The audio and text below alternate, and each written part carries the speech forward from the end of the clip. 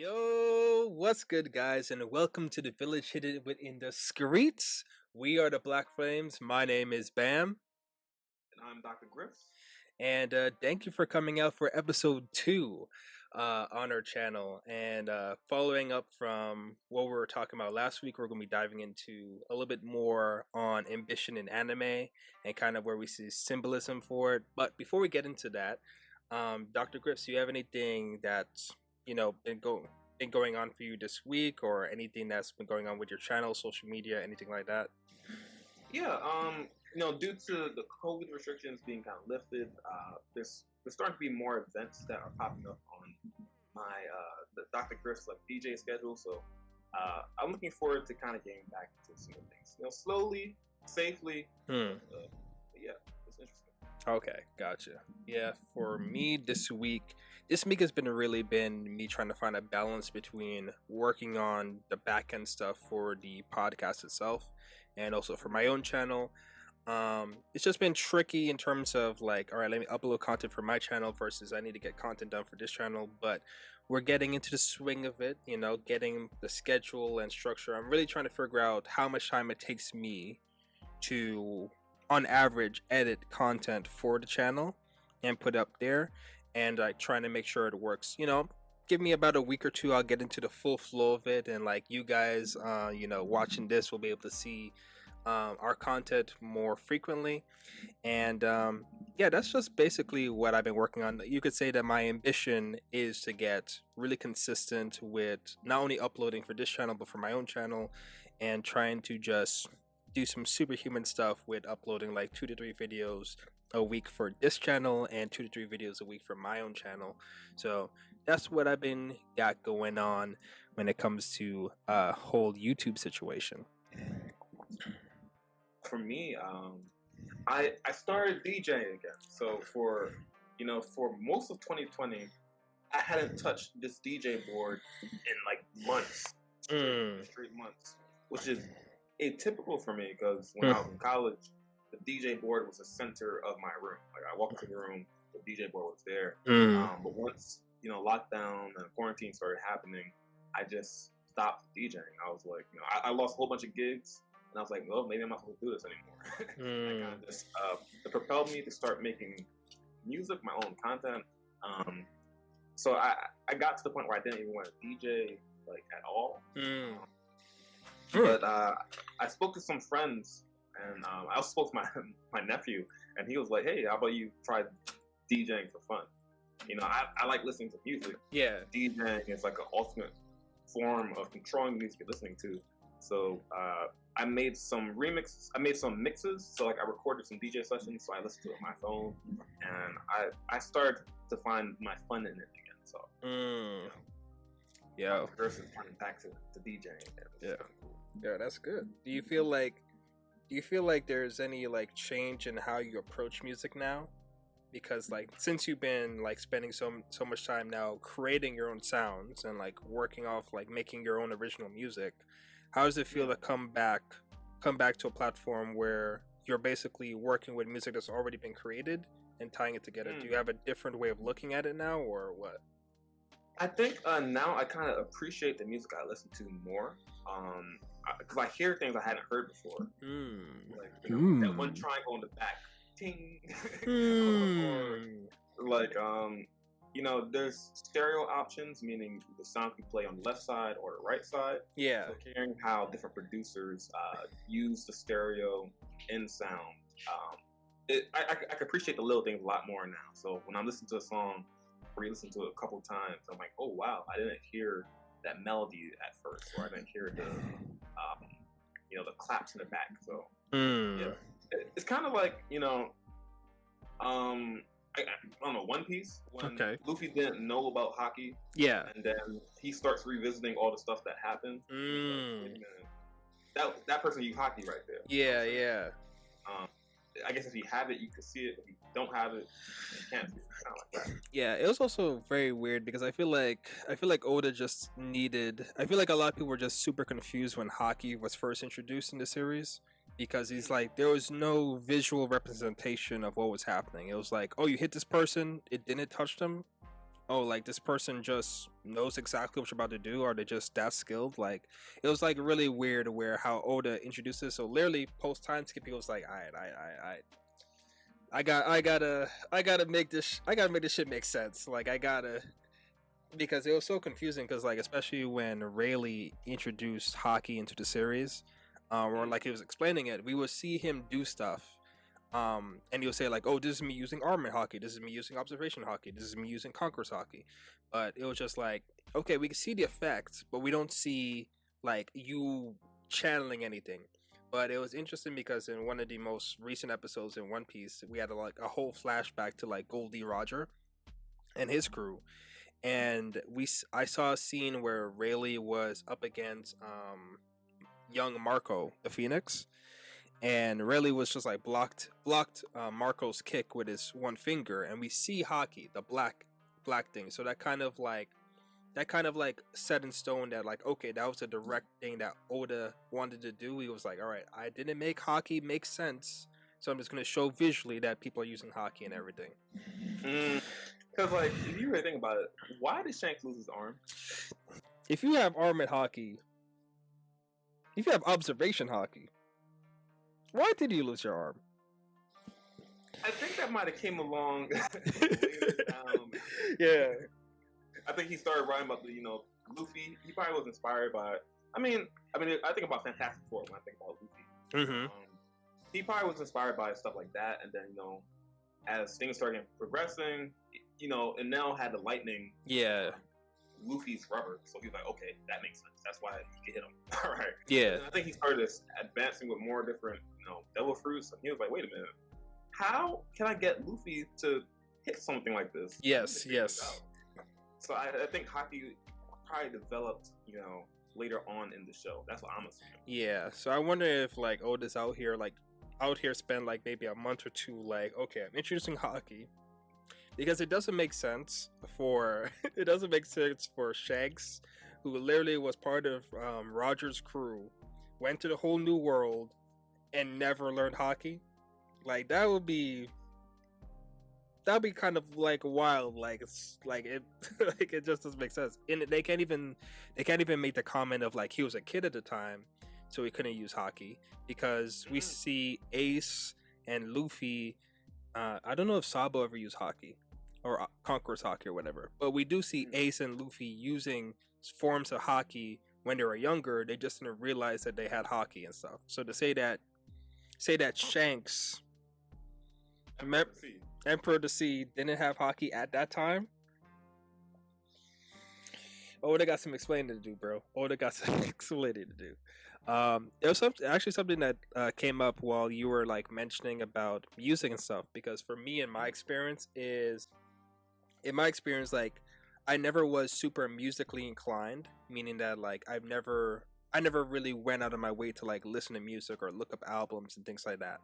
So when it came to a party setting and when it came to dancing and stuff, I always felt like I was a little bit behind the curb when it came to like, my peers and stuff. So like when it came to like matching up a rhythm and understanding music, it's like, it's different because Jamaican, and there are certain aspects of like Jamaican dancing that like I feel like I just got.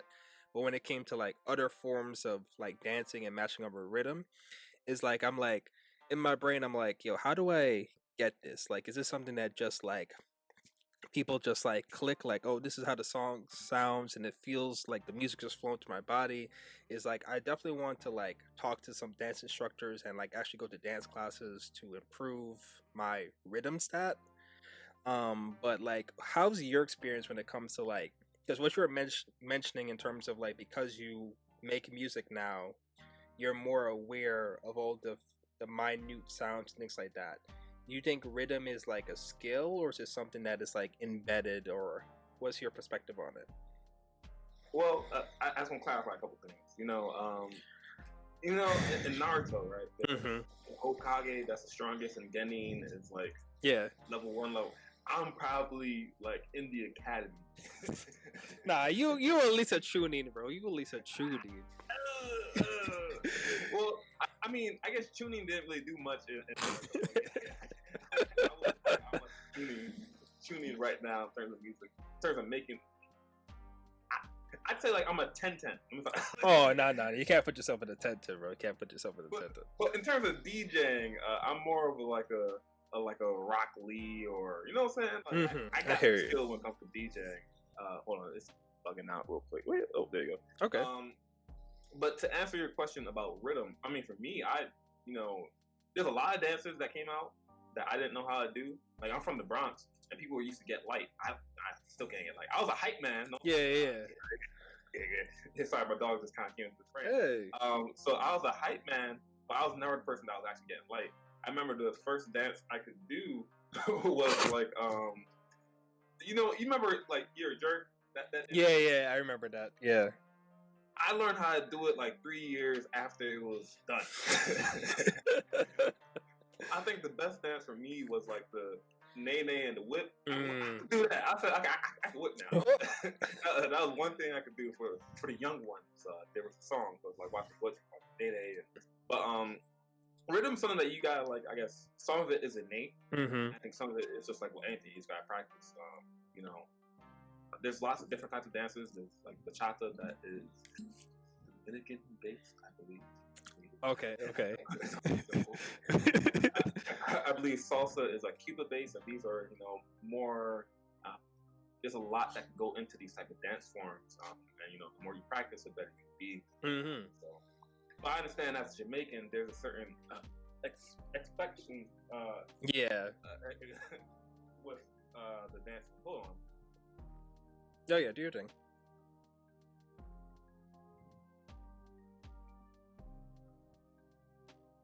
In the arms of an angel, fly away with me.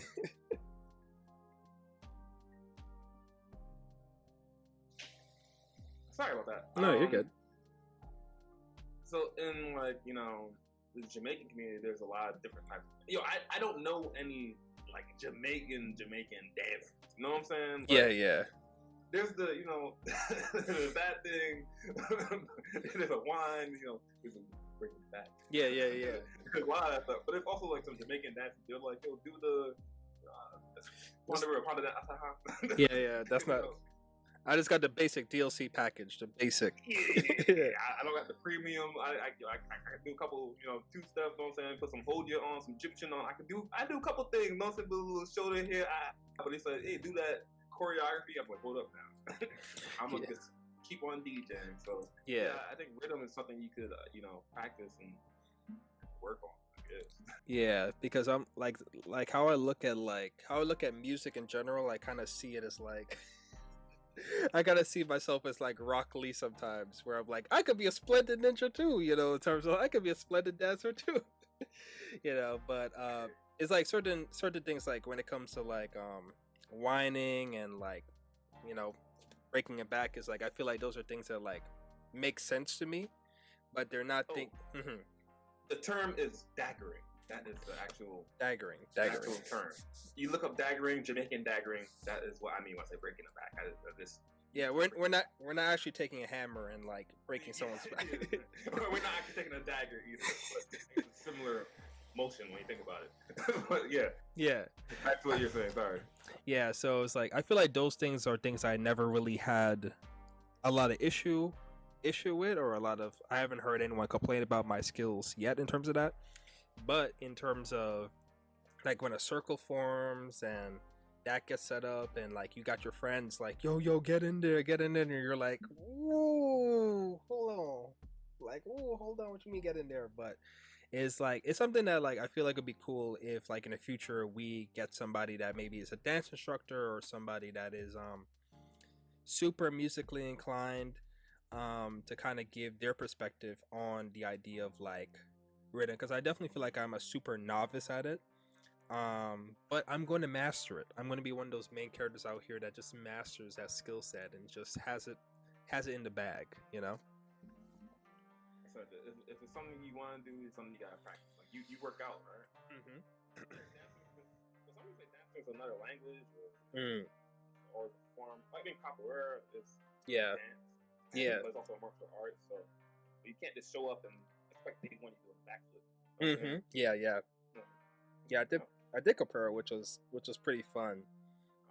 but it was kind of like, it's kind of like if you fold the music too closely.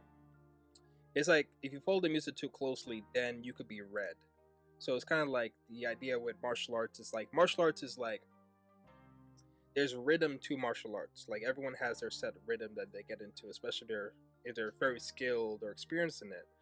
But the idea with martial arts is not to be in rhythm with your opponent, is to learn your opponent's rhythm before they learn your rhythm, so that you could just like, oh, you bob and weave this way. You just position your hand where their head is going to be, and then boom, it's like that. Yeah, crazy side notes. Um, but today we want to continue on the discussion on ambition, and thank you for bringing up the whole idea of One Piece and hockey and stuff, because that's something that I do want to dive into and talk to you about. So one of the characters that I immediately comes to mind when I think about ambition is Luffy from One Piece, right? And and before, when I was thinking about it, I was like, Luffy's ambition at first glance is extremely simple.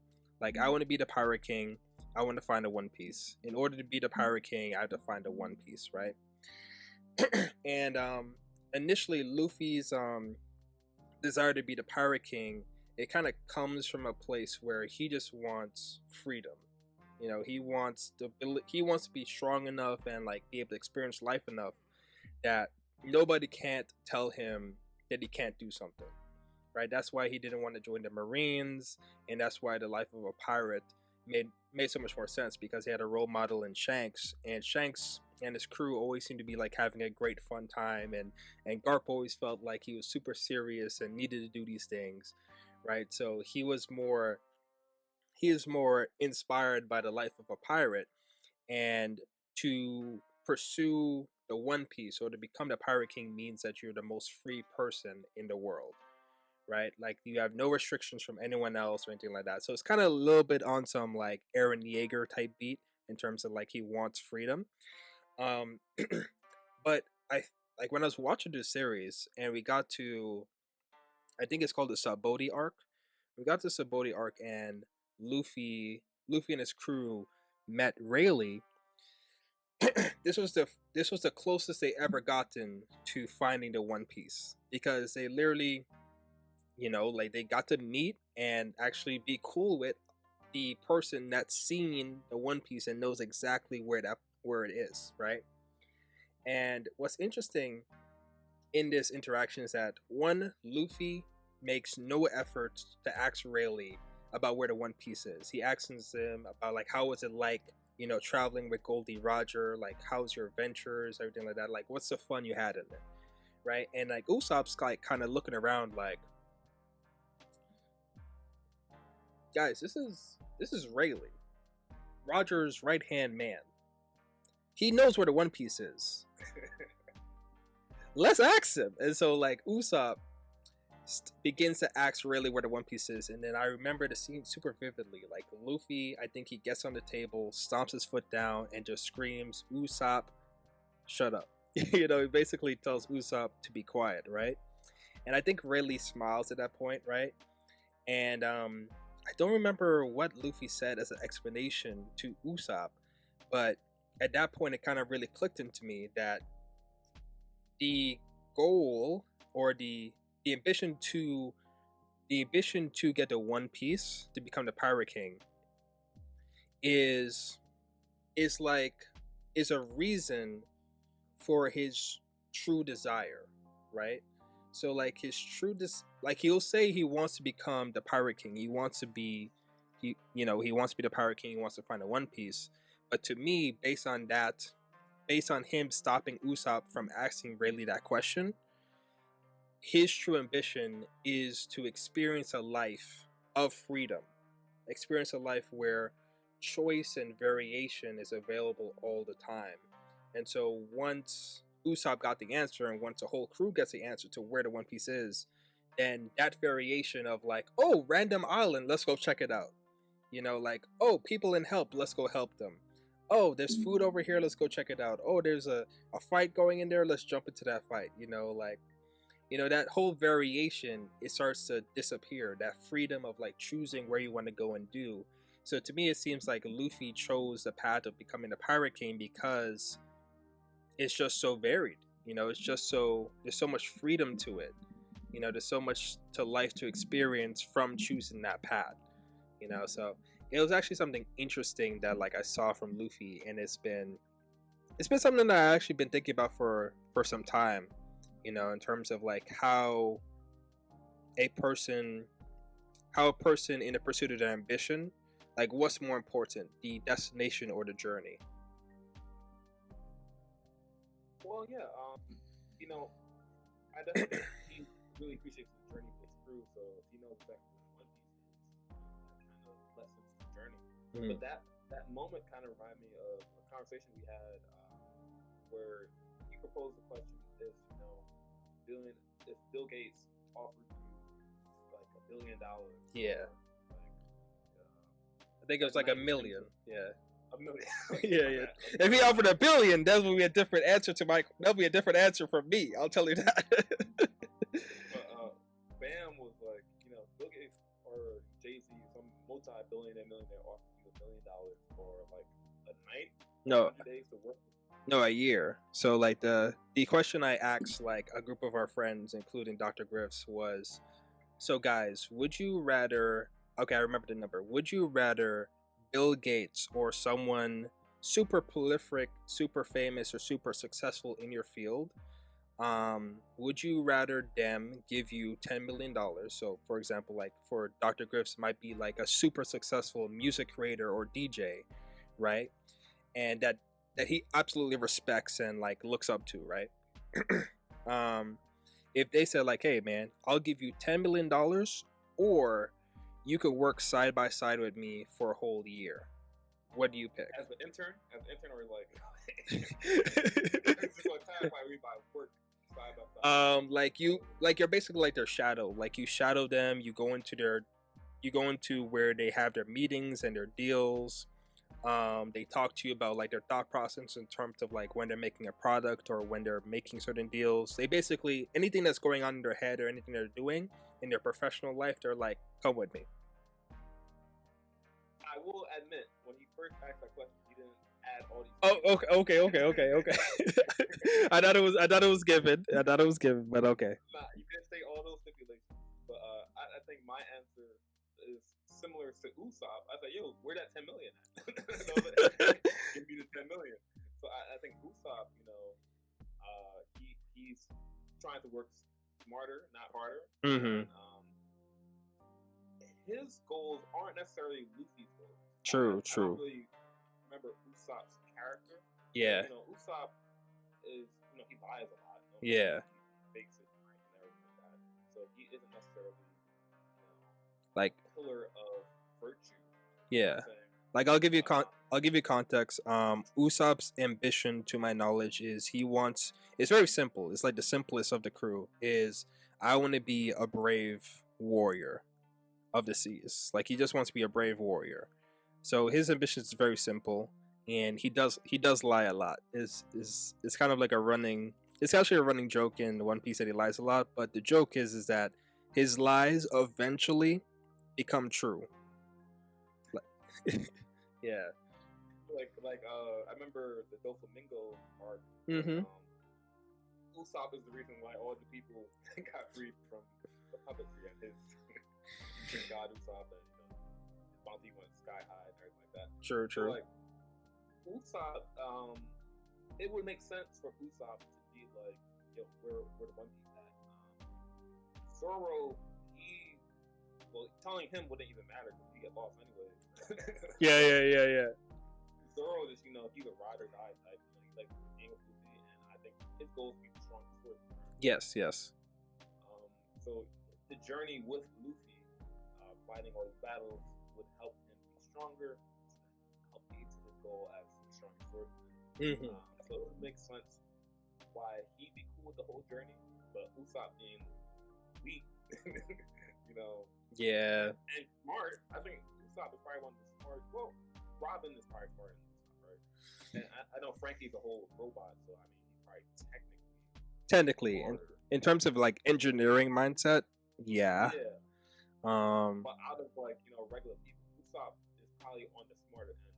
Oh yeah, I would agree with that. I think the rest of the crew, like most of the members of the crew, have the privilege of like strength Yeah, and power, so they can afford to be dumb. They could afford to like walk into a room with like 50 Marines and be like, "Oh shit, wrong door." You know, I don't think Usopp can afford that luxury. You know. they're okay to be Hashirama, right? Yeah. They're like, Yes. yeah, I'm Yes. strong. Yeah. Yeah. Yep. Gotcha. Hmm. Yeah. I don't. It was one of those things that like, okay, I get your perspective on that, but it makes me think about like even in my own life is like when because I think about life kind of like this, right? Is like we got point A where we begin life. You know, we come out the womb. We're like, wah, you know, come out the womb, right? And then we have point C, which is like when we take our last breath, like you know when, and then we like die, right? It's at point B. Life by Bam. And then we have point B, which is the in between, you know, the 70 to 80 and like, you know, hopefully like 90 plus years of life, right? In between. So if most of your life is fixated, if most of your life is fixated on getting to a certain goal, right? Usually when people set goals, like for example, a lot of people have a goal of like losing weight, or a lot of people have a goal of making X amount of money, right? The journey to get to that goal doesn't just take one day most of the time. It'll take like months to like years to get there. So the thing I think about is I think it makes sense to try to pick a goal or destination um that the journey to getting there is fun, right? So like I think a lot of people struggle with like losing weight because they're not having fun with their training, right?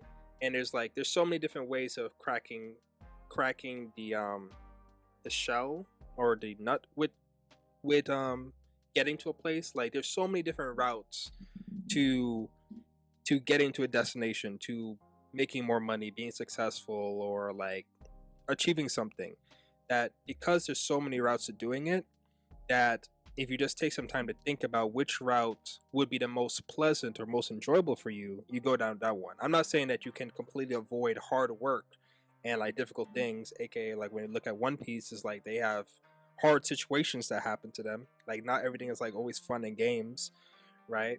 But you can definitely pick a route that there's a higher likelihood for you to have fun on that journey most of the time. Yeah, I hear that. I personally can't speak to losing weight. I've been struggling to gain weight for 20 plus years Yo, of my life. yo, this guy Dr. Griffs has been shredded since day one, man. He's been shredded I, since day one. I have like 0.5% body fat. Don't let the baggy clothes fool you. There's really like nothing there. But I don't understand. I can't relate to the struggle of losing weight. But if it's anything like me trying to gain weight, I can see how difficult that could be. But yeah, I think in terms of journey and finding a fun destination, it's kind of similar to like what we're trying to do here. Yeah, yeah. But there are, I guess, more standard and thought out paths that we can take. If it's pursuing degrees or internships into Oop. internships into like the job we're trying to work at, that is a very standard path, I guess. A structured path. Yeah. All right. Whereas what we're doing is kind of a trip or a journey in of itself, because we don't really like, we kind of just start putting together different things that we have around our house. Like, oh yeah, I guess I have a mic, I have a camera. True. I kind of know about One Piece. I kind of know about music. You know what I'm saying? We're kind of putting things together, and we're kind of building this journey. So I don't know. I guess we're we're similar to Luffy in that regard, in the sense of being a marine, standard path for Luffy. You know what I'm saying? Yeah, His granddad left the foundation. He could have been a revolutionary. You know, that's true. his dad was a deadbeat, but that could have been a path that he could act about his dad. Yeah, his dad was like, that was like, I'll be back. I'm gonna get some milk. Yeah, I'll start the whole revolution. Exactly.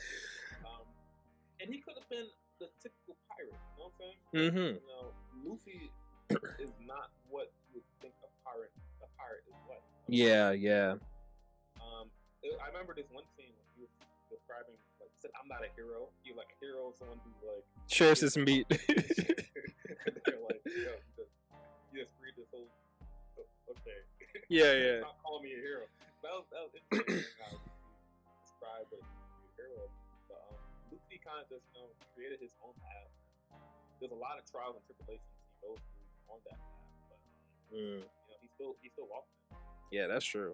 And it's like, it's even going back to like the whole idea of like, it's funny, but it actually makes sense. He's like, I'm not a hero because a hero's whole thing is self-sacrifice. Luffy's like, I saved you guys because I wanted to save you guys. You know what I'm saying? Like, I didn't like, these people are in trouble. I must put myself in danger to save them. It's like, no, I don't like this guy's attitude, mistreating these people. So I'm gonna kick his ass. You know? It's like, same thing like, I like meat and I see you starving, but that's tough. That's tough. That's tough. So it's like, I feel like that's why in Wano, you kind of, we have this whole like, we have a couple episodes where basically it's like Kid and Luffy like basically hanging out. And what I find interesting about it is because in any other arc, in any other circumstance, a character like Kid would be someone that Luffy would be like basically trying to beat up at the end. You know, because like when you hear about stories of what Kid does, it's like, apart from like rape, like apart from that, like Kid is like, I'll do everything else. I'll like pillage, I'll destroy your villages, like you talk bad to me. Like we haven't seen Kid actually do something like kind or benevolent to anybody, you know. And it's only because Kid is typically, when we see Kid, he's surrounded by characters of similar strength or more, that we don't really see Kid going out of his way mistreating people. But based on the stories of what we hear about Kid, is that Kid is like that typical pirate, like what you think a pirate would do, Kid is. And it kind of shows that like, since Luffy basically had this whole rivalry kind of friendly kind of situation with Kid in the prison, it kind of shows that like Luffy's that type of dude that's just like, I don't want to beat you up right now, so I'm not going to beat you up right now. You know, you're not doing anything right now that seems dysfunctional or bad or anything like that. You know. Are you familiar with Hunter x Hunter? Oh yeah, so like, I was thinking about that too, like how Gon has that personality trait as well. Yeah. Like, so Naruto is a good guy. Right? Yes. Naruto would, like, he would stop to help people and everything like that. Yes. So, Luffy, you're saying, will probably help someone if, you know, he doesn't like how someone's being treated, but he's not necessarily like, I'm looking to help people. Yeah, like the fact that Luffy helps people is because that is inherent to Luffy. Like Luffy didn't be like, for the concept of morality, it just so happened that, like, say for example, like when people come out the womb or get born, let's say their morality gets randomized, right? And then when they're raised by people, their morality starts to get shifted or gets molded based on the environment around them, right? Like, so for example, if someone's raised in a religious household, they'll be raised with the morality structure of that religion, right? Yeah. Luffy is that like 1 in a million chance individual that came out the womb like, yeah, I just naturally don't like it when people are bullied. Okay. You know, he didn't have to be trained that way. You know, perhaps, and the thing is, like, we can't even say Garp taught him those things, because Garp told him like, "You'll be a Marine. Pirates are bad," and my man was like, I mean, Shanks is cool. You know what I'm saying? Like, I like Shanks. You know, he's cool. Um, but when it comes to like a character like Gon is like a complete like blank slate. He's very like animalistic in the way he thinks. He's like, does this organism benefit me? Oh, friend. Does this organism not benefit me? I don't need to know the reasons why they're not benefiting me. End them. It's not my friend, you know? Well, I think there's also scenes where Gon was just like he was just indifferent.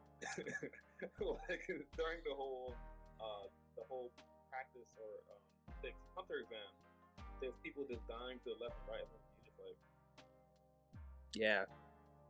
I don't know if I could see Naruto or Luffy being like that. That's the thing, I never seen Luffy be indifferent to someone's pain or struggle. But I just think that's like innately like Luffy. He just something inside of him, he just doesn't like seeing people like hurt. Well, I think for a lot of other people, it's like they have to be like trained based on like whether their parentage or like life that like people getting hurt is not a good thing. Well, I guess there's levels to being hurt. Yes, yeah. Mm-hmm. You know, I think about Marineford, and there's a whole war where he kind of just he fixated on Ace. Yeah. You know, I think people were dying around him. They had to be dying. They had to be. It was a whole war. Like people had to be dying. Like the casualty count must have been crazy. You know. And he just like, you know, Ace right here, and you know when he saved Ace, you know they were bullying the little Marines. You know what I'm saying? Yeah. Not the Aikaizu, Kizaru, none of those people. They were bullying the ones that had the guns. Yeah. But that shows an example of like, you know, Luffy's like wants over like what maybe like morally might be perceived as right? Mm-hmm. Like he's like, that's my brother. Sure. You know, it's like even there was only one. I remember in the Freeport War, there was one time where Luffy like snapped out of that zone where he was like, I'm just going after Ace. Is like when he saw pink hair, Kobe. Yeah, where he saw Kobe, which was like, you remember Kobe, right? Marine friend he had back, the kid that became a Marine, right? Yeah. It was literally like Luffy's very first friend, very first episode, very first friend he made on the journey, and like they met one other time before and stuff like that. And it's just like, you know, Kobe got in front of Luffy, and Luffy was like, "Kobe, what's good? Why are you in my way right now?" You know. Yeah. And Kobe's like, I don't want to be in your way because you're my friend, but this is my job. I'm a Marine. I have to stop you. And then Luffy's just screaming at him like, move. He's like, I'm sorry. It's like, this is my job. And then Luffy was like, all right, I understand you got to do what you got to do. Bop! He did it to his granddad, the Garp. Yeah. Yo, I think about Garp in that scene. Yeah, that was a tough one. That was really tough. Like, he must feel like a failure. You know what I'm saying? Yeah, can we talk about Garp a little bit? It's like Garp, he could have been an admiral, right? I think he chose vice admiral because admiral is just too controlled. He still got the will of D, so you know he still needs a little bit of freedom with his lifestyle. His son became the most wanted man, revolutionary person. His grandson is trying to be the king of the pirates, which is the antithesis to the Marines. Yeah. His adopted kid. Yeah. Was the king of the pirates' son that ended up being executed in front of his eyes. Like his hands is tied. I mean, duty or family, that's a rough pill to swallow. I wonder what his father was like. You think Garp's father was just a regular person, or like what's you know how Doflamingo, his parents were? Oh, the Celestial Dragons. Garp father was Celestial Dragons. That'd be funny. I don't think actually since the D is inherited, you know, so I don't, and Celestial Dragons are antithesis or the antithesis to the will of D. So I don't, if Garp has the will of D in his name, then he couldn't his parental lineage could not be a celestial dragon, or they wouldn't allow it. They would like have to like cut that really quickly. Plot twist: his dad was adopted him from the celestial dragon. He's like, dang, it's like I adopted this kid, guys. Does he look cute and everything? He'd be like, yeah, he got like a D in his name or some shit, but we're gonna forget about that. Don't worry about it. Don't worry about it, guys. It's fine. But what do you think about Garp though, and like his plight? What would you do if you were Garp? Whew, damn. What would I do if I was a Garp? Because honestly, like my personality, or like who I am right now is like I don't think I could be a Marine. You know, I feel like the way of the pirate, like the way of like how Luffy lives as a pirate is like, I think that's a lifestyle I would want to go for, and pursue strength that way, because I feel like it's a lot more fun and simple to be like Luffy instead of like being like Garp, because I feel like Garp and Luffy, I think innately for whatever reason have the same intentions of like, you know, it's like for whatever reason it's like people getting hurt or like in pain or like being oppressed. It just triggers both a character like Luffy and a character like Garp. And Garp is like, being a Marine, it makes the most sense to doing that. And Luffy's like, I could do that too, just as a pirate, you know? But the plight, like, I respect Garp heavy. I respect him heavy because I think,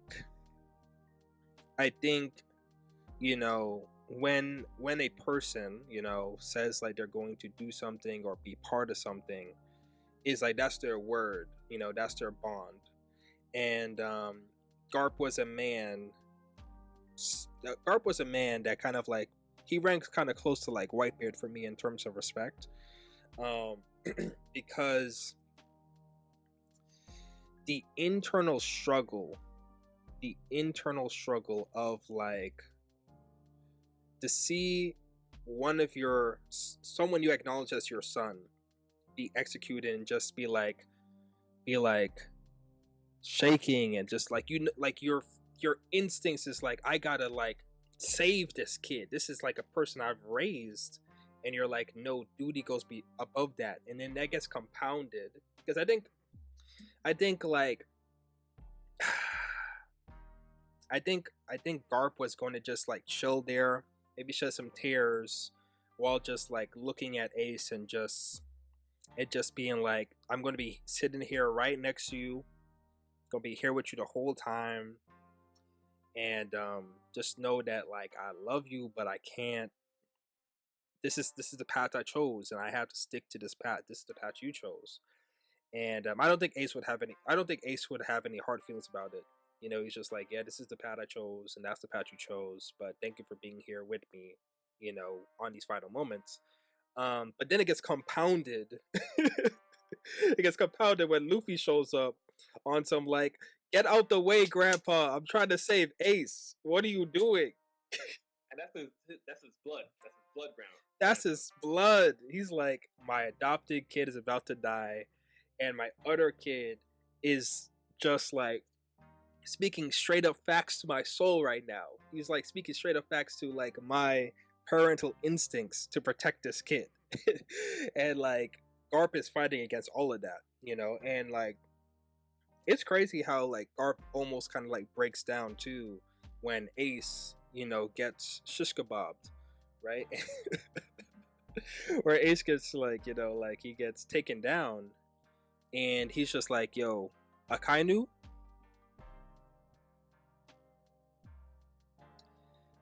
You're dead. You know, that's Garp's mentality was like, you're dead. And then like Sengoku was like, nah bro.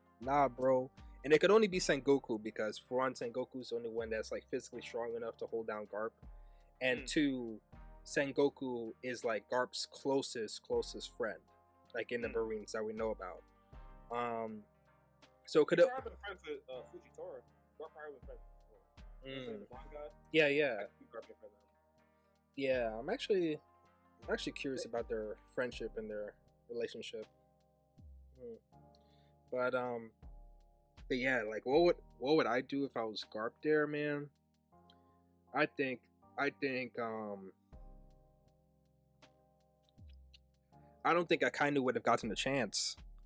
Oh Th- wow. Yeah, if I was Garp, I don't think I kind of would have gotten a chance because once Luffy came, I know Garp must have been thinking in his head like, okay, I could just stand aside. I just get punched in the face when I tried. Yeah, I could God. just, I could maybe I can just like stand in front of Sengoku for a little bit, block him just a little bit, just like for a few seconds, just for a few seconds. Because I know that I know Garp must have smiled a little bit when Ace's chains broke, and like he was he was like, oh shit, I guess I gotta go back to chasing them again. Oh shit, back at it again. Oh no, don't worry guys. Don't worry guys, I'll chase after him. Don't worry guys. I got time my shoes. I got to take a lunch break. Give me about an hour, and then I go after Ace. Yeah. Now, so you saying you think if you were in that situation, if you were Garp in that situation, it would have gotten that far? Yeah, like Ace wouldn't have escaped because of me, but I would have gotten in the way just enough to seem like I wasn't getting in the way, like Okay. like some accidental type stuff, Yeah, I hear that. Yeah. So like even when like Whitebeard came and like the whole armada came through, my man Garp was just sitting there. I cannot help but think that Garp was like, come on, Whitebeard. Come on, bro. I definitely agree, but I feel like Garp could have done more to help. Now, should he? That is the date of the century. Because Ace, he wasn't aloof. No. Ace, he was a whole criminal. he definitely robbed some folks. Did he? I believe he definitely was like rob people. Like, you know what I'm saying? Like, he was a whole pirate. Ace was more of a pirate than Luffy. I think he definitely burned some villages down. I mean, maybe by accident for sure. He definitely could have done it. Fire fist, Like I wouldn't say he's a bad guy from my knowledge of the show. Like, it's been a while since I watched but I feel like he was definitely more of a criminal than Luffy. I wonder. I'm not saying he deserves to be guillotined. Yeah. But I think if the roles were reversed and Luffy was killed, and Ace had to protect Luffy, or someone had to protect Luffy, I wonder how far Garp will let that go. You know what I'm saying? Garp would have been like, damn. Because I think also there was a factor being played that although he definitely cared about Ace, it wasn't his kid. It was like, it was his... You're not my dad! You're not my dad! It was like his rival, the Pirate King's kid. So I think even to the fact, it shows how much Garp cared that he was like, yo, I've been doing this for like 50 plus years. I've been Marine hardcore about this life. And my adopted kid about to die. I'm not going to try to stop it. I'm not going to go the extra mile to make sure it gets done. Right? Now, Luffy that's blood right there. That's blood. And like to Garp's knowledge, Luffy, other than having the title of being a pirate, Luffy's been doing a lot of good. It's like he's been doing he freed a whole nation. By that point. Yeah. So if I was Garp and like Luffy was there, here's the key, Luffy. He could be cool with it. He could I feel like if I was Garp, I'm like, okay, my life of my job that I've been working for decades. I'm about to say my flesh and blood, but for the second story, it's flesh and blood. You know what I'm saying? He raised the kid Ace. I feel like he really could have done more to help Ace escape. Yeah, he wanted to. Oh yeah, 100%. If he wanted to, definitely. And I definitely think a part of him really wanted to. But it goes against like every duty. He goes against everything he goes against a whole path of his whole belief system for like 50, 60 years, however long he's been a Marine. True. You know, I think I think the one thing that, like, if it was Luffy, I think the one thing that Garp would try to do, I think Garp would be like kill me instead.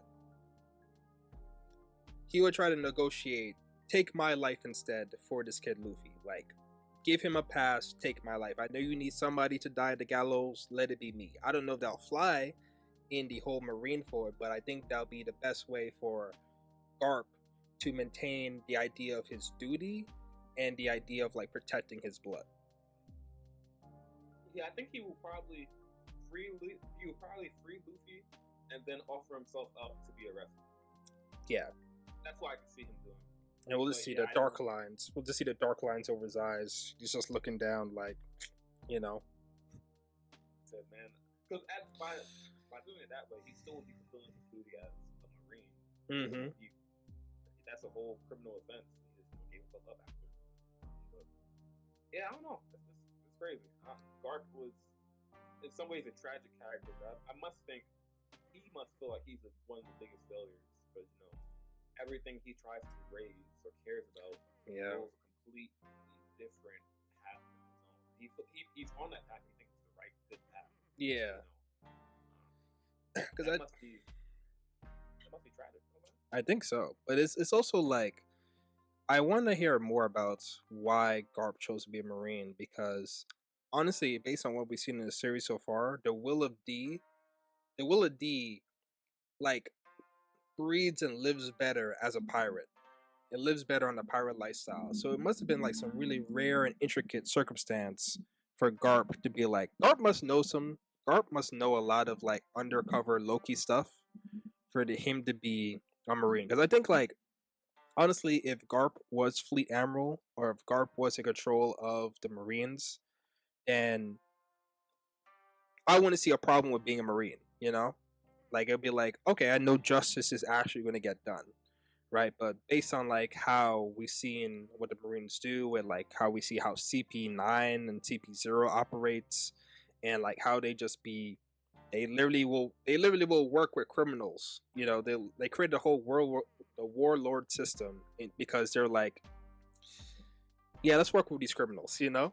I don't think Garp would create systems like that. He would actually be out here on some like I care about people's protection and livelihood type beat.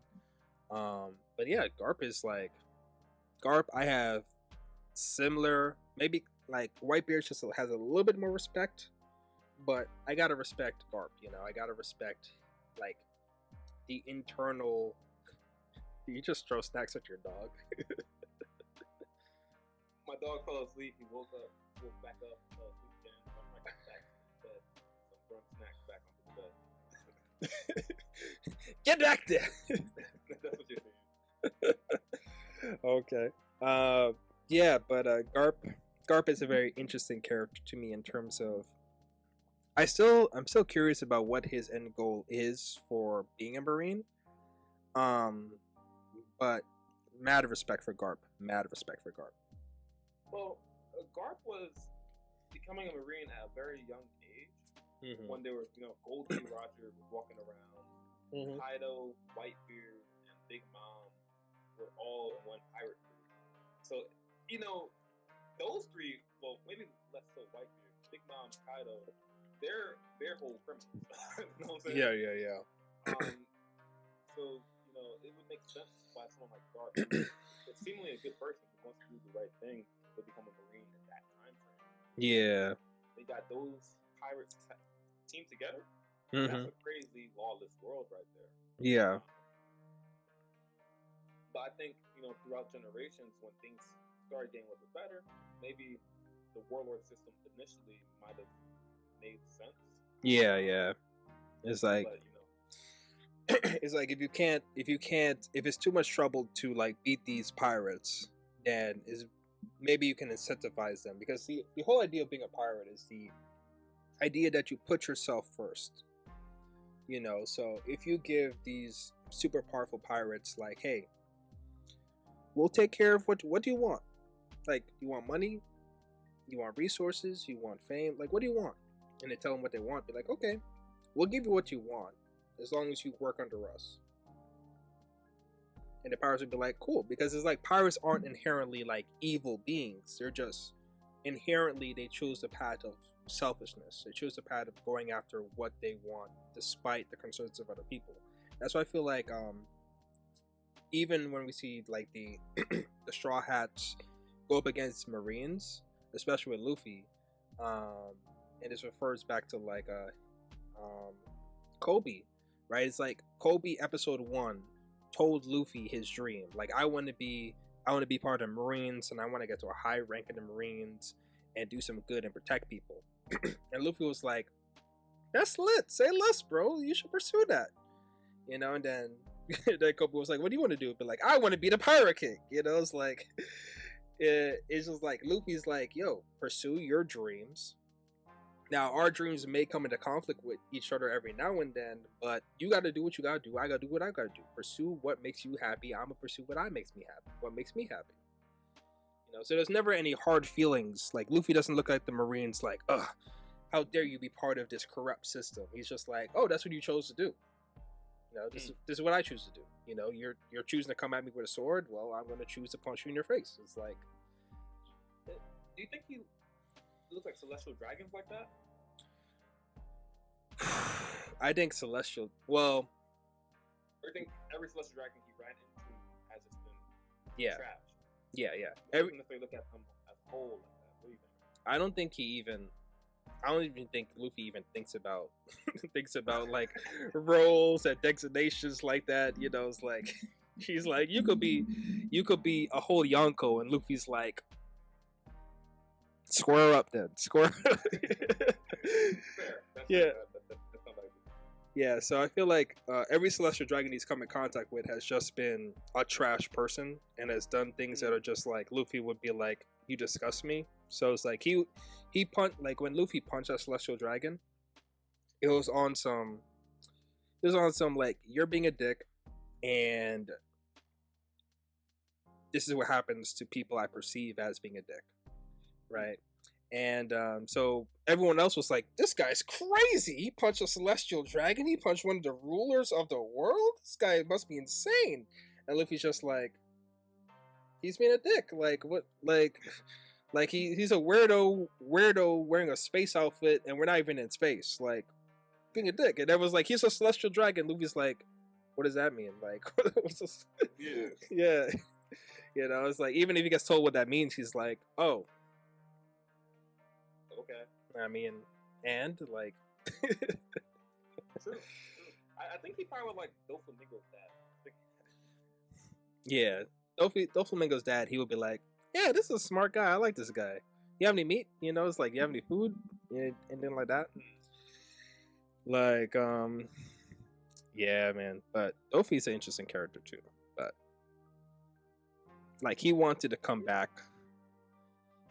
Like, his motivation was like, we had a really good and cushy. and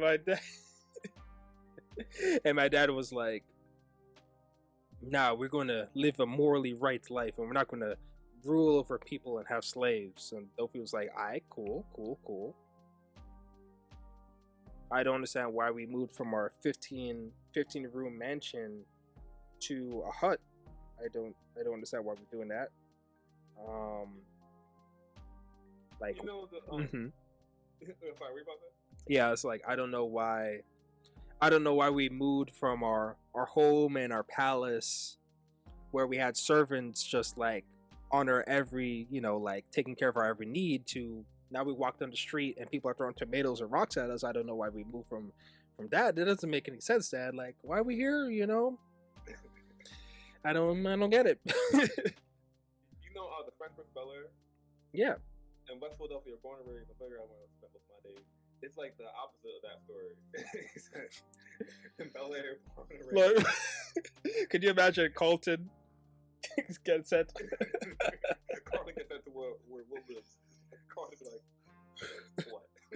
What's happening here? It's like, I don't understand. So I can understand why Doflamingo was upset, and being born into like his dad's a celestial dragon, Mm-hmm. so that would make him a celestial dragon, right? Yeah, by blood. Yeah. That's how that works, right? Mm-hmm. So by definition, in that world, celestial dragons are above everybody. They had slaves and everything like that. Mm-hmm. To now being, 1%. Cause I think when they left into a giant mansion. Mm-hmm. People still living in poverty around them, and they're like, Dolphy's like, yo, why is this scum even looking at me? You know what I'm saying? Mm-hmm. So then, his wife getting sick, his mom getting sick. I feel like his mom was like one of the only people he really, truly loved. You know what I'm saying? Mm-hmm. Yeah. He hated his dad because of that choice he made. He also probably thought his dad was weak and everything like that. Yeah, yeah. Corazon, that was his little brother, so he's like, yeah, my little bro. He might be Snake, but he's my little bro. Yeah, yeah. I'm gonna give him a pass. He's my little bro till he does something that I'm giving him. I think his mom was probably the only person he really truly loved. Yeah, because he put everything on his dad, because ultimately everything, like his whole shift from his whole life shifted because of his dad's decision, not because of his mom's decision, not because of his little brother's decision, because of his dad. So as a kid who's just like, I just care about like how I'm living, right? I don't care about like your mindset about why we're living this way and like the injustices. I don't see that stuff. Like all I see is that my needs are being taken care of. I'm having a good time. My mom's laughing and smiling. My little brother's laughing and smiling. It's a good time. And I don't care about the reason. You just decided us to live in a hut, Yeah. Yeah, so I get exactly the reason why Dofi is the way he is and why his ambition is to become a celestial dragon again, get back to where he originally was. Just can't agree with his methods of getting there. It's like, can Dofi just show up and be like, yo, I am a celestial dragon by blood, and all the celestial dragons are just like, yeah, but your dad kind of relinquished that title, so technically you're not. It's like, that Dofi's like, that's not my dad. It's like he didn't come to talk to me about it first. We didn't have a discussion yet. It's tough. Yeah, and I feel like by this point he's tainted by living with pirates and just regular folk that celestial dragons will never accept him. I don't know if he understands that or is willing to understand that. Yeah. Or even thought about that. Maybe his goal to be celestial dragon again is similar to Luffy's goal of being pirate. He's so far out. Yeah. That, it'll happen when it happens. Yeah, and knowing Dofi's character, it kind of feels like if he becomes a celestial dragon, I feel like, because when you think about it, celestial dragons are like basically like average people, right? In terms of like what they physically can do, they're average people. Yeah. And so you have Dofi, whose like level is like a warlord. They're average at best. They're rate yourself from a scale of 1 to 10. You can't say 7. Dofi's like, once he becomes a celestial dragon, I feel like he's just gonna be looking at the other celestial dragons like, I don't know if we really on the same level though. I can see that. Yeah, like Dofi would be like, them. oh yeah, with the strings and everything. I could see Dofi being like, you need help walking. I can literally walk on the sky. Like, how much do we know about celestial dragons so far? To my knowledge, we only know that I think they're the combination of like different royal families that had a lot of social influence and control over the structure of the world. So like celestial dragons are literally just a bunch of like royal families that got together and was like, we're going to pool our resources intelligence so that we could rule the world together. And then basically they got lazy and they started creating these different structures like the world government. Um, Created the world government, and then they created the Marines as, hey, we're royalty.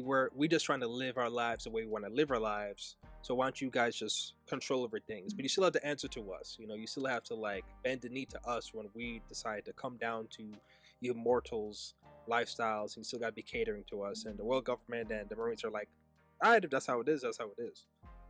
You know, I don't know why. I don't know what the Celestial Dragons have in terms of like actual power.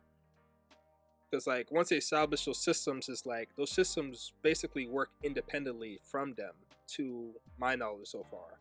So the world government and the Marines are systems that basically function independently of the Celestial Dragons.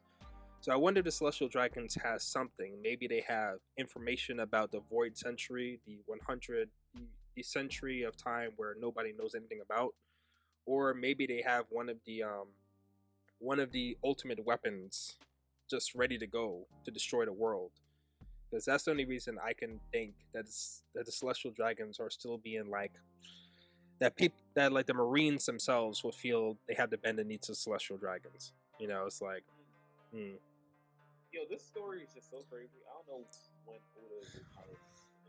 I hope he like told at least 5 or 6 different people how the story is gonna end. Yeah, he has to have like a box with a key on it, and when if God forbid if he passes away, like a code must be emailed to his trusted advisor or something, and he's like, open the box, and it's like, oh shit, and the guy opens up the box and he's like,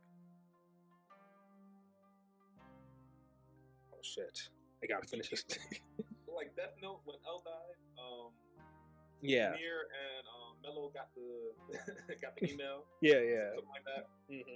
I think it's gonna be something like that, because it's like you can't craft a story that's been going on 20 years plus and have millions of people around the world just like, how is this story going to end, and you not have it like squared away in a secure vault somewhere, or you told your closest advisors, like, guys, this is like, I'm going to ruin the story for you guys, this is how it ends, and I need you guys to get there in case I can't get there.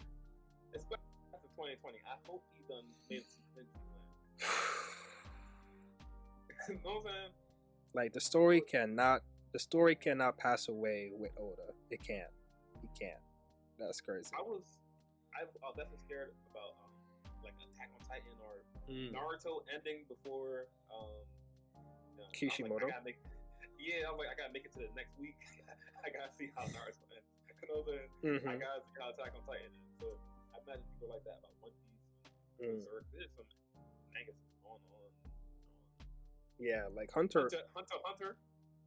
Hiatus. It's like, I hope he's I think it's like due to like health reasons why he's not able to stay super consistent, right? Yeah, I think like he's the author of Yu Yu Hakusho, the manga. And I think he said like his back is just messed up from all the hours and years just drawing, right? Sitting in one place. So I can't imagine the work that they do, and I'm appreciative of the work that they do. So I can see why they'd be like, yo, I don't want to keep doing it. Yeah, I can see. But when you have a hungry fan base, this write the story. You don't gotta draw it. You know what I'm saying? Just have someone else to draw it for you. Yeah. But, I think he just really connected to that work. Yeah, that is a really compelling thing, and I feel like I've only felt it in a small portion, because like I feel like when you start a series like as a YouTuber, like you start like a channel series, like for me, doing like live reactions, like I was live reacting to God of High School, and for the first 6 episodes I was really enjoying it, and but then the story really started to fall off for me. So there's a part of me that was like, yeah, let's drop this thing and find something else. But I had my subscribers, like like they really felt like they would comment on previous videos previous videos and be like, "Oh, I can't wait to the next one. I can't wait to see your next live reaction." And it's like that gave me joy. That gave me joy and happiness that like my audience wanted to see me live react to the next episode.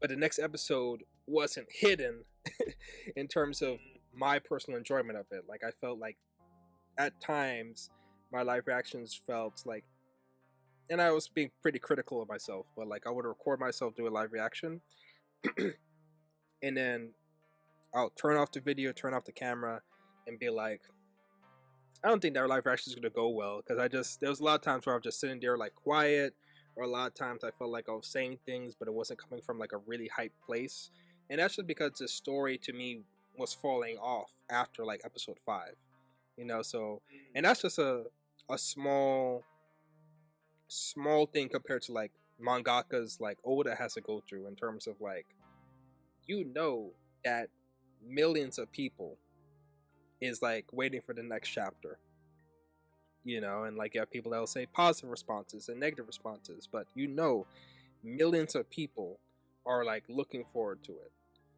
looking forward to like seeing what you have to say about the next chapter, things like that. But it's like, what happens when you get to a point where it's just like you're tired of the story, because Oda's been writing the story for 20 plus years. All my life. So yeah, it's one of those things that like I feel like I'm trying to get better at in terms of just going down the Luffy path of like just doing this stuff for me. But then it does get to a point where it's like you are kind of looking for that positive feedback from the community for the content you're creating. But what happens when you like get tired or want to be done with that content, and now your audience is just like, well, we want more of that, Yeah, I see what you're saying. I mean, like, Masashi Kishimoto made Naruto, and he will always be, known for Naruto. I think he tried to make another manga after that, and they're like, they're just connecting all that stuff to Naruto characters, or saying, "Oh, Masashi Kishimoto, this manga is based off of, or the author of Naruto." New work is coming out, so he will always be known for that. You know what I'm saying? Or people who make like a one-hit wonder, Panda designer. The person who made the song Panda, the person who made Mambo Number 5, Barbie Girl person. Like, don't say they're known for that one moment. And sometimes that's a cool thing. And sometimes that's something you try to escape. If you're young, you're known for a moment that you catch me outside. How about that? Yeah. She was 13 at the time, or however young.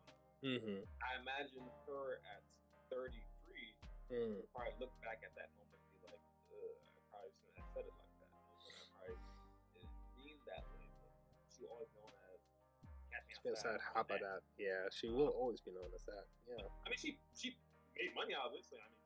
True. She benefited. She definitely did. I think I watched a video recently of remember the song "It's Friday, come back on Friday." I think Rebecca made that song, and Vice did like a catch-up video. They're doing like the story behind. I did the story behind Rebecca Black's Friday, and she made that song when she was like young. Now she's about 10 years later, and she's looking back at it like, I hate that I got known for this. No, got it. I hope Oda is not at the point in the story of One Piece where he's like, what Oda said, yo, I'm actually retiring this tomorrow. Like, hard stop. Yeah, actually, I'm good. I don't feel like writing it. What will the fans do?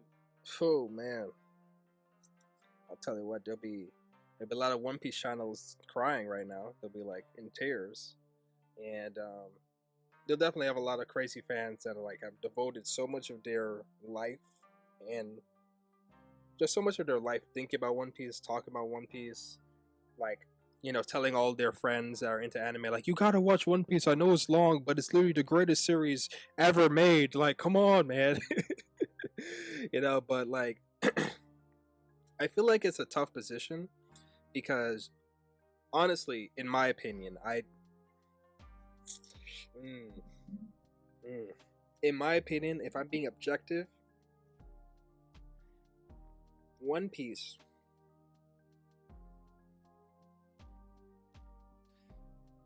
might be the greatest story ever told, man. Objectively, if I'm being objective, One Piece might be one of the greatest stories ever. Might be the best story ever told, or one of the greatest stories ever told. Instantly, my head went to the Bible. When you said bro. I was literally looking at my Bible right there while I was saying. I was saying like, listen, okay. I think that piece of literature has definitely stood the time more than One Piece. But I give it to you. One Piece is definitely one of the greatest. Yeah. The reason why like the Bible came up in my head, but I was like, am I about to be sacrilegious when I'm about to say this comment? I was like, all right, listen. The Bible for me as a Christian, the Bible is one of the most necessary stories ever told. Necessary. But in terms of like that enjoyment factor, like One Piece hits, you know what I'm saying? Like the Bible's like vegetables. You need vegetables. But the One Piece is like that fried chicken on that plate, and like it just slaps, you know. Okay. I think you haven't earned any points to lower your. I'll definitely be praying after this podcast, just in case. But yo. Oh yeah, of course. Oh yeah, of course to everyone's belief systems and stuff. But One Piece just slaps, and it's been slapping. It's like a fine wine. It's been like every chapter, like it makes the series age more. It gives the series more character, more flavor, and there's a like I try to convince my girl to like watch One Piece, but she's very into the aesthetics, into like the aesthetics of certain characters. Like, so she likes series like Bleach because of the aesthetics of it. But like, yeah, that's really nicely drawn. And like Jujutsu Kaisen, really nicely drawn. And I've seen pictures of it, but I haven't really watched that show yet. Ooh. But I think I know what you're talking about. Okay, that's good. I'd bring up. Good thing I didn't bring up anything about Jujutsu Kaisen in this one. So you definitely need to watch it for sure. And so I've been trying to convince her to watch One Piece because I think it's like literally the top tier best. I'll be humble about it. Top tier best anime / manga series ever created. Berserk isn't. We could talk about Berserk in that list in terms of manga, but no stories out here just slapping harder each chapter than One Piece. No, it's a fair statement. I think One Piece. I mean, even the sales kind of show that, right? One Piece has been one of the highest selling manga. Demon Slayer beat it 1 year, but that's just because the overall hype of Demon Slayer, but not necessarily because like the story slaps harder than One Piece. I think Drake or somebody said you can have a cool season, but do that back to back. You know what I'm saying? Do that for several years to come. One Piece, everyone knows One Piece. You know what I'm saying? Yeah. Everybody. It's one of the big threes that's still around. And one thing about One Piece, I feel like Oda is setting up the story in the sense that it's easy to make a good ending for this. You know what I'm saying? Like, I think it'd be easy if he has to tie up all the ends. You know what I'm saying? History about why Blackbeard has two powers. There's a lot of loose ends you got to tie up. Yeah. I feel like the length of the story and how much he fleshed it out, it'd be easy for people to accept by the last chapter, Luffy is Pirate King, or if it flash a couple years after he becomes Pirate King, and he's like, I want to be a Marine now. You know what I'm saying? Like, whatever ending it gets will be, it won't be a controversial ending. You know what I'm saying? Like, I doubt Luffy's gonna die. Like, I don't see that happening. You know what I'm saying? Yeah. Like, I feel like Naruto could have been a nice ending, but Kaguya got involved, like Setsu, like Kishimoto didn't stick the landing with that. I'm not gonna spoil Attack on Titan ending, but if you scrolled anywhere on YouTube, people are tight about that. You know what I'm saying? Because, like percentage of people that are tight. Have you seen Last of Us 2? You know about the game? Yeah, I know about Last of Us 2. So when that initially came out, everyone hated it. You know what I'm saying? Yeah. Based off of, it just was unfair. They didn't review it fairly based off of what everyone else is saying about it. Right. I think it was a good game. It was a good game. Yeah, it was a great game. It's great. Technically, it was like really on point. There was points in that game where I could see why people were upset. It's one of those games that I don't want to play that game again until I get a PS5 or PS6. But it was draining to play that game. Gotcha. There was like no happy moments in that game, but it was technically impressive. Yes. You know, I'm like, I want to play this game right before I go to sleep. You know, I ain't trying to have bad dreams. You know, so it's a graphic game, but it's a beautiful game to play. Attack on Titan was an incredible story, but the ending didn't land for probably a lot. All readers of Attack on Titan was disappointed by some part of the ending. It seemed kind of rushed. I feel like they could have, if he had 2 more chapters, you know, it would have been a better ending. There were some loose ends, things kind of skipped over, so I can see why people was upset by that. Okay. Got you. So do you feel like it? Oh, but I was gonna say One Piece. I don't think that's gonna happen because I feel like Oda doesn't even have a deadline to finish. I feel like yeah, like Oda, like this would happen like I think 2 or 3 years ago. Correct me if I'm wrong, One Piece fans in the comment section, but I believe 2 or 3 years ago, Oda was like, "Yeah, I'm about 70% away." Yeah, like 2 or 3 years ago, he was like 70% done after 20 years. I thought he also randomly says a percentage. You know what I'm saying? I think I've seen a video where someone said he said that like I'm 20% done at some point. Then like he just says a number. You know what I'm saying? Yeah. Looking at where he's at right now, Luffy fighting 2 Emperors of the Sea. Like there's not too many baddies after this. You know what I'm saying? Not Instagram baddies, but like there's not too many like villains he has to fight above this. So yeah, it seems like he's gonna learn that new hockey power to infuse in hockey. He might get another power up. Probably has to encounter, you know, Blackbeard at some point. Like we'll learn about that, but like I do think he's very close. Maybe very close to a strong word, but I think he's much closer to ending now than he was when we were still in college. You know what I'm saying? Yeah, like Luffy's at the point where he's able to damage a Yonko. Yeah. So, like, if you think about it, like if you're playing like Dark Souls and you go up against the final boss in the game, if you've upgraded your equipment and your skill set enough to be able to damage the final boss, then all you need to do is just replicate that damage as many times as you need to in order to beat the boss, right? So even if you're able to throw like a fireball and it does 5 points of damage out of 500, a 500 point health pool, you just got to do that 100 more times. You know, just learn the combos, dodge moves. So it's like Luffy's at the point where he can damage a Yonko. That means he's at the point where he can beat a Yonko. You know, it's like I know there's going to be people that be like, no, the Yonkos are still too powerful. They haven't shown everything they got. But like, yo, he made Kaido bleed. Yeah, like the Yonkos, Big Mom, Kaido. When was the last time they trained? Yeah. When was the last time they got to a certain strength and they was like, okay, we good. Yeah. That's very true. Kaido was like, oh, I haven't fought like this in years. And he's like, oh crap, you cut me. He's kind of cool about that, but he's also like, okay, he's not like Kenpachi, who like looks and loves a fight. You know what I'm saying? Yeah. In theory, Kaido wants to fight. Mm-hmm. You know what I'm saying? But now he's like, ooh, I actually don't want to die. You know what I'm saying? Yeah.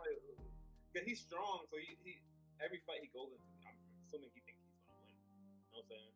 Yeah, I don't even think it's like a think. It's like this is how the world works. Like, I win. You know, it's like, I reach a point in life where if your name's not Odin and your name's not Goldie Roger, don't step up to me. It's like, if your name's not those two people, Whitebeard is gone. Big Mom ain't gonna do nothing. Shanks is still a kid. Blackbeard is laughing over there in the corner. He not gonna do nothing. He know he ain't gonna do nothing. If your name is not any of those, why even try it? Like, why even try it? Exactly. But I think it's interesting because Kaido wasn't a big part of Kaido's like character is the fact that he's always trying to kill himself or something. I didn't say he tried to commit suicide. A couple like jump off the thing several times, maybe 100,000 times. But I think he also understands that won't kill. You know what I'm saying? Like I think they say he tried to hang himself. He tried a lot of different ways, but after about 10 times of trying these different ways, I think he must realize I'm not gonna die. But he's a devil fruit user, ain't he? Yeah. He could have drowned himself if he. That's facts. That's full facts. I don't even watch the show like that. I'm like, wait, hold on. He can put some cement blocks on his feet. He weighs like 1,000, 5,000, but he's huge. You know He huge boy. Sink. He a big boy. He should sink. What I will Big say. Mom was scared about falling into the ocean this last chapter, and she is probably on an equivalent level as Kaido the Pokemon. Yeah. So, It's also weird because like in theory, all Kaido has to do is like literally like because he's a dragon, so he could fly. You know what I mean? Like he could like run on the clouds. Like he doesn't like drowning is not something that is an option for him even when he dies. But it's an argument to be made that even Kaido can't die from being in the ocean because although his Devil Fruit ability is like he can't move because of his Devil Fruit abilities, right? His Devil Fruit is the mystical fish no mi model mythical dragon. really? So there's a there's a legend in Japanese folklore that koi fish, like if a koi fish like swims up a waterfall and makes it to the top, they will transform into a dragon. Yeah, so it's a pretty cool legend. I think it was more like the koi fish was like, I want to make it to the top. I just want to make it up there. And through all that trial and perseverance and effort, they make it to the top. And then God's like, man, you don't deserve to be a fish anymore, yo. Yo, that is crazy. It's crazy being like an American, an ignorant American, watching anime and manga. It's just all the expressions fly over your head. You know what I'm saying? Mm-hmm. I think Luffy had to grab 2 koi fish, right, to get up to. Yeah. Mm-hmm. Me, I just saw him grab 2 fish. I was like, okay, 2 giant fish. I didn't realize there was a folklore associated with it, or like Amaterasu being the actual like sun god. Mm-hmm. Like being ignorant watching these anime manga is just like oh that's an actual thing. Yeah, it was actually the journey to the west. Like I feel yeah. Yeah, because I've always seen like tattoos and shirts of people that like have a koi fish going up a waterfall and then it slowly transforms into a dragon, and I was always like, where did that come from? And then I just I looked it up. I have friends from different places, man. It's like, and it was a cool tattoo. It was a really cool tattoo, and I was like, So I just looked it up and I was like, oh, so it makes sense. So going back to Kaido, it's like Kaido is a dragon, but technically he's a fish. And Oda confirmed that. Yes. Oh wow, I didn't know that. Yeah, it's literally like fish, the zone type fish, mythical zone fish model dragon or something like that. It's a fish. I thought he was like Shenron. So it might be possible that even if he's under the water, he won't die. It's like his Devil Fruit abilities might be nullified, but his ability to like breathe underwater because he's a fish technically might not be nullified. Yo, I was thinking, imagine if you eat a whole Devil Fruit, you get the ability to swim. how tight would you be? Like how tight? you're waiting for it to manifest all these years. Like, yo, I tried everything. Mm-hmm. You get thrown into the ocean, you don't drown, you start swimming. Mm. You're like, wait a minute, that'd be crazy. Because I would have been thinking like if I eat a devil fruit and no abilities are coming out or anything like that, I would instantly think that like, dang, did I eat Brooks' devil fruit? Did I eat the reincarnated one, the one where you come back to life? Oh wow. Yeah. So I'd be like, dang, am I gonna come back to life? If I'm trying everything, trying to turn it to fire and like try to stretch and do all this stuff, and nothing's happening, and I ate a devil fruit for sure. I'm like, dang, do I really have to like die before I can unlock my devil fruit abilities? That's crazy. Yo. There's something I wanted to bring up. Since we're like talking about One Piece and the idea of ambition is, hold on. How do you feel about hockey? You know, like, because to me it always felt like if we're getting meta with it, like hockey was one of those things that I felt that Oda had to come up with because he's like, okay, I got away with it with Crocodile, with the whole using water as a weakness. Okay, I got away with it with Enel, as Luffy being made of rubber. I could finesse that. But when it comes to these Logia users, it's like these other ones, like, dang, it's like it's taking too much creative energy to figure out how to nullify these things. So I feel like meta wise, he created hockey as a means to combat Logia type users. Yeah, I think it's about the power scaling. I think a lot of anime kind of face this issue where, like, I think about Naruto, right? When the Byakugan was introduced, it's one of the coolest things. By the end of the series,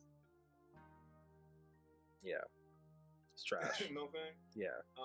The Sharingan was one of the coolest things that was first introduced. You know, seeing Sasuke read Haku's movements, Kakashi doing that. Yeah, like, you know I guess Sabasa. Bird, dog, dragon. Yeah. Yeah, even the hand signs kind of disappeared by the end of the series. Most people just do like 2 hand signs, that's it. Yeah. You know Rasengan like this, Chidori is like, you know what I'm saying? Mm-hmm. I think when you start off fighting people by this like human level, you know what I'm saying? Mm-hmm. It might be like a crate on the floor, it might be like a water tower gets a hole in it. Mm-hmm. You know? Versus the end of the series where a mountain gets destroyed. Uji bombs flying off everywhere, you know. Yeah, you know, skills have to be introduced, and other skills, you know, the importance of it just drops. Mm-hmm. Like Sasuke's Amaterasu. When he first used it against Killer B, it looked kind of impressive. When Itachi used it, Jiraiya was like, "Yo, don't touch that." You know what I'm saying? Amaterasu had like crazy scare to it. Yes, then, yes. You know, Sasuke tried it on the Raikage. He kind of just fades out the way. It meant nothing. You know what I'm saying? Mm-hmm. Sasuke later on did to like the Raikage lost his arm, but he kind of intentionally lost his arm. You know what I'm saying? Sasuke did that to the Ten Tails. It did like nothing. Yeah. Then the craziest thing was Sasuke did that to Naruto at the very end when they fought, and Naruto literally just shrugged it off. Amaterasu went from being the highest caliber fire jutsu to doing like nothing in the show. Yeah, you know like that was fire that was said to be like once that thing ignites on something, that thing's burning for all eternity. Like that's literally the marketing pitch behind Adamatsu. Is like if you get caught on that, it's like you're burning forever. So that was crazy. Like that difference in strength was crazy. Like also the kunai and shuriken became kind of useless at the end. Like no one top tier died because it got stabbed. I'd say all that to say, you know, hockey. Like I think initially Oda came up with the One Piece. I mean not the One Piece. The Devil Fruit abilities. Mm-hmm. So you know I can make an elemental fruit ability. You know, against fire. They haven't really seen water yet. Ice. You know, I guess what beats fire, lava, a rubber guy. So I think he come up with all these different abilities while he was writing, and then he realized the Logias were like OP. Yeah, OP. Like you can't really touch them. It's like, oh crap, I gotta figure out something to make these fights possible. um, and then that's how he started introducing hockey and everything like that. But I think hockey kind of weakens the power of double. You know what I'm saying? Because before, your devil fruit ability kind of was, you had to be strategic with the fights with that. Now with hockey, it's kind of just like who has the stronger hockey. Yeah, it kind of moved a little bit to like how Dragon Ball Z is a little structured, which is like who has the highest power level, right? Yeah. Yeah. Yeah. But I think that just happens when you just keep growing in destructive ability. You know what I'm saying?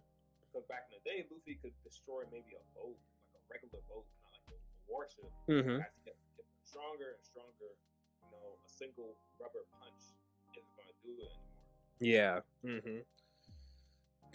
Yeah. And I feel like I will say that like Oda so far has done a really good job of like making a very intricate and fun power system. I don't think no power system tops Hunter x Hunter. Like no power system tops that. I agree. But I feel that in terms of creating like fun, intricate, unique situations for people to be in, it's like Oda's like definitely top tier when it comes to that. And I really did like the One Piece before we learned about hockey, because there's always a level of like, how are you going to beat this person, Luffy, Zoro, or Sanji? Like, how are you going to do it? Like especially when it came to like Logia users or like characters with like really unique paramecia type devil fruits, is like, I feel like with Arlong's a fishman. It was just like Luffy was like, I just gotta hit him hard enough, right? But when it came to Crocodile, it's like it doesn't matter how hard you hit. Is like if you touch him, like you dying, right? So like the fact that like it was water was the main weakness, and then Luffy was like, oh, let me use water. Dang, I ran out of water. What else can I use? Oh, my blood. Oh shit, turn up. Let's do that, right? It's like that added to the level of like, how is Luffy going to figure out how to beat this guy? And it made I like to think of it as like One Piece having a very flexible power system, where even a person that is quote unquote weaker than another person has the chance of beating that person if they can exploit their weakness. But then once we get post time skip and hockey becomes more of a thing that everybody's using, it kind of is like, nah, you legit just gotta be stronger than me. Like you have to have better mastery of observation or armament or conqueror's hockey. You just have to be stronger than me to win. Like there's no exploiting. Like what weakness are you gonna exploit from Kaido? Right? It's like, it's like you're not exploiting any weakness for Kaido, right? So it's just like you just have to be strong. That's the only way to like beat like a character on Yonko, or, well, I wouldn't say warlord level, because it's like you have different. I think it's also like because certain characters rely so much more on their devil fruit abilities, that's why they had those weaknesses and stuff. Like for example, like if Katakuri was the type of character that only relied on his devil fruit, then Luffy would have won, like easy difficulty. But because Katakuri was like, let me strengthen up my hockey, let me make that stuff beast, let me just be an actual strong person. That's why it was so difficult to fight Katakuri and beat him. Yeah, I agree. I do think Hunter x Hunter is definitely goated right now in terms of strategy and flexibility in the fight of anime fights. I think every fight I've seen in Hunter x Hunter, there is some type of strategy involved. Yeah. The most like Dragon Ball Z type fight was probably Meruem versus the old man. Forget his name. Yeah, that guy. I'm blanking on his name too. Yeah. Damn. But yeah, I know the fight. Yeah. Yeah, I know the fight. My man with the summoning up the and the Thousand Arm God. Yeah. Y'all know who we talking about. Mm-hmm. I feel like that was the least strategy in the fight. Mm-hmm. I mean, of course, there's Meryl trying to figure out how to like take off his arm or take him down not lethally, Mm-hmm. but there's not as much strategy in terms of like any fight with Ahsoka. Every fight with Ahsoka, you know, Ahsoka versus the guy who cloned himself. Ahsoka throwing his arm off and doing that, or Gon versus Ahsoka. I mean, Gon has a rock. Yeah. Beautiful fight. Beautiful fight. Yo. Beautiful fight, beautiful animation. I think that's top tier, and a lot of fighting anime should really look for that. You know what I'm saying? Mm-hmm. I don't like seeing anime that's just nowadays. I don't really like seeing where it's just like, oh, I'm a yell louder. Yeah. Stronger. Like no, I like seeing that like early Shikamaru type fights. You know what I'm saying? Yeah. Oh yeah. I agree. Like I really enjoyed Naruto versus Neji. Like that was a good fight for me. And any fight with Shikamaru is just like you already know like some big brain tactics are going to be played. You know, it's like Shikamaru's the type that like once he goes like this, I won. It's like it's only a matter of time. And it's not necessarily like I guess I mean strategy involves makes it like better. Like, Mm-hmm. It's not necessarily about. I mean, this could be a whole other topic. Yeah. Anime, but we've been chatting for a while. So if you're interested in this full fledged conversation, let us know. Mm-hmm. I think for me, strategy could improve a fight, but it's not necessarily only about strategy. Like, Yeah. it's just seeing two varied people fight. Mm-hmm. Like, you know, Rock Lee versus Garp, one of the best Naruto fights out there. Mm-hmm. You see Rock Lee, who his only chance is punching her. Yeah. You know Yeah. And Gara has this, dome around him, has long range attacks and all that. We're trying to figure out, how will Rock Lee even try to do this? You know what I'm saying? Yeah. I think when there's an element of surprise, like, okay, how can they go about doing this? You know what I'm saying? Mm-hmm. Rock Lee wasn't strategic. That's true. He said, I'm gonna take my weights off, I'm gonna run faster, I'm gonna punch harder, kick faster. That was his strategy. Yeah. You know what I'm saying? His biggest strategic moment was kicking him off the ground, and he messed up there. He pulled his eyes and blinked. He blinked. But that fight was cool to watch. You know what I'm saying? Mm-hmm. I think One Piece is entering the realm where it's not as. You think it's entering where like Naruto ended up heading to? Yes. Okay. Yeah. Yeah. Mm. Yeah. Mm. I think one of the last good fights with Naruto. Naruto versus Sasuke, that was a good fight. But Yeah. They got the giant Gundams and explosion here. I like the person to person type combat. Yeah, true. But the Naruto fight was kind of I ain't gonna hold you, but That was a good fight. Like Sasuke versus Deidara, one of my favorite fights in the series. I just rewatched that. That was strategy on both ends. Yes. Deidara was like, how am I going to, take advantage of Sharingan or that? That was a beautiful fight. Sasuke has one of the best fights in the series. I think you'll really enjoy Jujutsu Kaisen because like the fights have that kind of like. I think it's because I think it's like there's a level of like when a character recognizes that they're still human and they can still like die, right? I think at a certain point like Naruto and Sasuke reach a point of like godhood, right? And I feel like Dragon Ball, like the characters once they reach a point where like, oh, planetary destruction, I could do that, in my sleep. It's like they reach godhood with it, right? But I feel like with Jujutsu Kaisen, I definitely recommend you check it out. And to those of you guys that are watching this since never watched Jujutsu Kaisen, right after this, go check it out. Go check out Jujutsu Kaisen.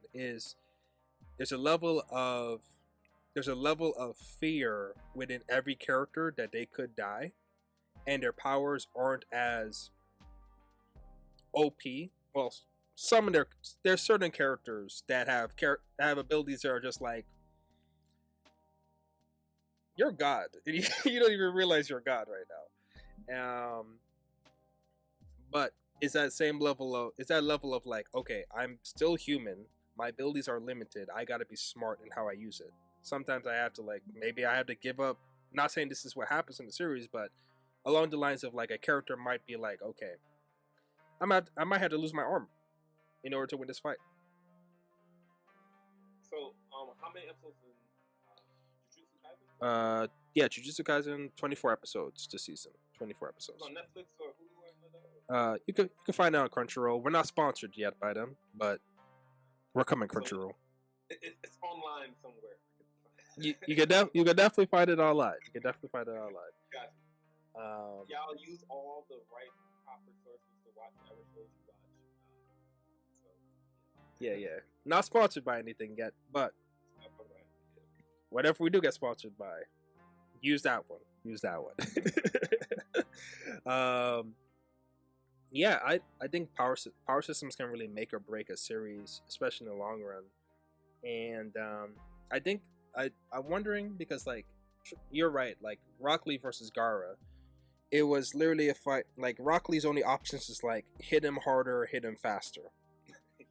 You know, but I think what made it so entertaining is that his fighting style or the way he fought made sense for his character, right? So like in terms of Rock Lee's fighting style is actually very unique in the series. You know, everyone else is mostly using ninjutsu or genjutsu for their main source of fighting style. But Rock Lee's like, this is part of his fighting style is so embedded in his character as a person. And I think that's why it makes it interesting. And so even when Rock Lee fights, it's like, oh, we're just here to watch Rock Lee give those hands. You know, we're not expecting any like crazy magical, crazy trickery or stuff. It's like, no, Rock Lee's fighting styles, I'm gonna give these hands. And so that's why we like are interested in seeing Rock Lee like fight and everything. But I feel like when we go to like something like Dragon Ball, and I love Dragon Ball, but it's like your character development doesn't really mean much. It's like Vegeta's like, it doesn't matter if you're the principal Saiyans or your personality is like this way. The only thing I know about Vegeta's personality when it comes to his fighting style is that he likes throwing out a lot of ki blasts. In a lot of his fights, every fight you see, he's always doing like a Gatling gun of like of ki blasts and stuff, and that's the only trait of his fighting style that is like unique, I guess. But there's no extreme variations like Ultra. Krillin Solar Flare and Krillin Destruction. That's like yes. Dragon Ball. Yes. Had unique fights. Yes. Like Wolfang Fist. Like Dragon Ball had cooler fights than Dragon Ball. I agree. Before they could fly and shoot all these ki blasts, I feel like they have really good fights. Yo, I recently rewatched a fight between Goku versus Piccolo Jr., aka Piccolo from Dragon Ball Z, or Piccolo from Dragon Ball Super. You know, like back when Piccolo was a bad guy, and that fight was so fun to watch. Like, it's not like they just, of course there's that and the other person go like like that, but it's like I remember there's a part where Goku's arm, he couldn't move his arm and he had like a hole in like the part of his body, and he literally shot like a Kamehameha from his feet and headbutt Piccolo. That's the thing about the whole time when you explain that story. I was like, fight where he did the Kamehameha with his feet. Yeah. And so like there's so much variation and so much like thinking like, okay, I can't use my hands to do a Kamehameha. I need to be able to move and position myself, like use Kamehameha for his feet. You know, it's like, so I feel like that's why like I think that's why a lot of people got so hyped when in the Tournament of Power, Goku used his Kamehameha to ride the energy wave and then just blasted it, because that was one of the, you know, it's like we're getting back to that unique feeling of like when Dragon Ball had to be creative with their battles. Because right now the structure of Dragon Ball is like ha ha ha ha ha ha ha ha, you know, it's like, and then power up and then ha ha ha ha. It's that's rinse and repeat. Mm-hmm. Yeah, I think the Dragon Ball Super, I was hyped on her to kind of fly, but it didn't really do much. You watched it. Yeah. It was like something and did not seen that sliding Kamehameha? That was one of the coolest things. Mm-hmm. They knew they had a key right there because they replayed it 3 times. It said, here's different angles. That was a beautiful moment. Yeah, they're like, yeah, we creative. Then you got to. It was cool. It was cool. I'm not gonna lie. It's like I trash Dragon Ball Super a lot, but that was a cool scene right there. That was a cool scene. And the scene was them taking out Jiren, him and Frieza. It was beautiful. Yeah. Like they put a lot of money into that scene with Frieza and Goku going. Like that was top tier animation right there. Mm-hmm. We just want to see more creativity in Dragon Ball fights, and anime fights altogether. Yeah, like they need to create a situation for the Dragon Ball characters, for the Sea Fighters, where in some way they're nerfed. Yeah, I feel like I think it's just like when you reach a point where you're just so powerful that strategy, it's like, why do I need strategy when just doing this kills you? Like, I don't need strategy at this point. It's like, I think it's like, in order to have like a really entertaining fight scene, you need to feel that you're human. You need to feel that like you're still vulnerable to damage or get hurt. So, but if you feel like you're on God tier where you literally can't be touched, and like you just blowing on the other person is going to like delete them, is like you don't need strategy at that point. It's like you just move. Like I think of like Sasuke initially, he's going to Chidori like 3 times a day. Yeah, 2 times a day. 2 times. Mm-hmm. Hashi could do like 4 times, something like that. Right? Mm-hmm. Like 4. So I remember as a viewer, I'm watching like, okay, he did it once right there. He did another time right there. He only got 1 left in him. How will he? You know what I'm saying? Yeah. There's much more at stake. It's kind of like anime. A lot of anime fights towards the end of their series become like Batman's utility belt. It feels like there's always a solution in there, whereas in the beginning, if you see Batman with just 1 batarang, like okay, he has 1 single batarang, what's he gonna do?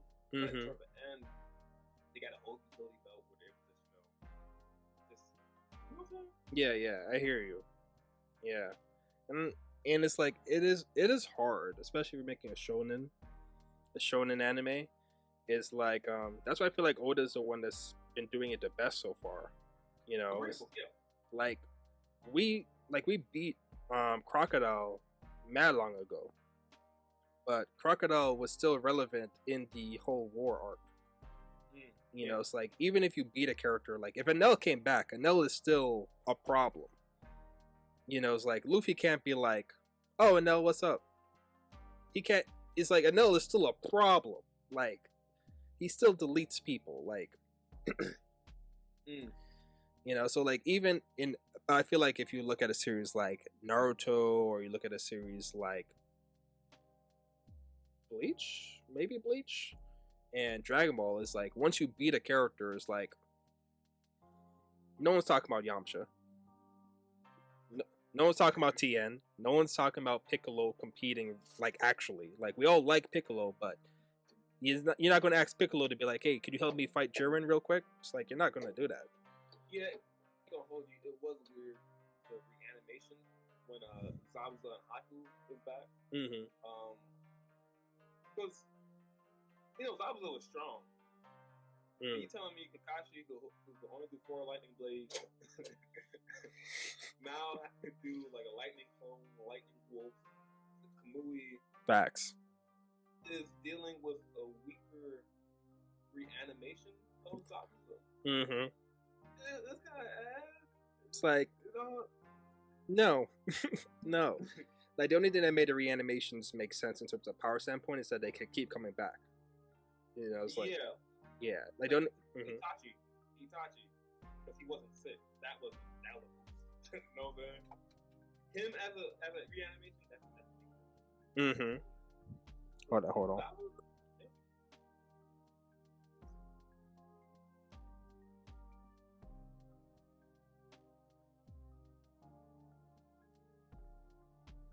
What's up, Andre? Oh, just take a picture for my son. Okay. Because you can't find yours. I was calling mommy, but mommy wouldn't let me.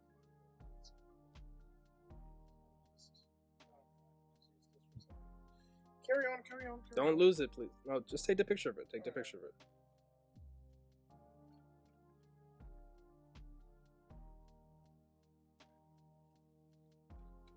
Thank you. Bad guys. Now you're good. Okay, back. Yeah, so like Zabuza just compared to everything that's happening, seeing Kisame, who also Swordsman of the Mist, taking down Killer B, or fighting with Killer B. I couldn't imagine Zabuza fighting Shukaku. Can you imagine that? Impossible. And that's just the scales that happen. Yeah. Okay. I'm sorry. I'm looking at my new schedule for next week. Oh snap! No worries. It's looking different. Okay. With that being said, guys, we've been talking for about 2 hours now.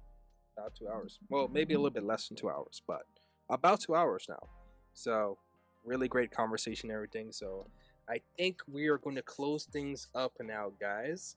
Dr. Griffs, do you have anything that you want to like mention or talk about, anything like that? Yeah. So we're kind of splitting things up in terms of, I guess, workload.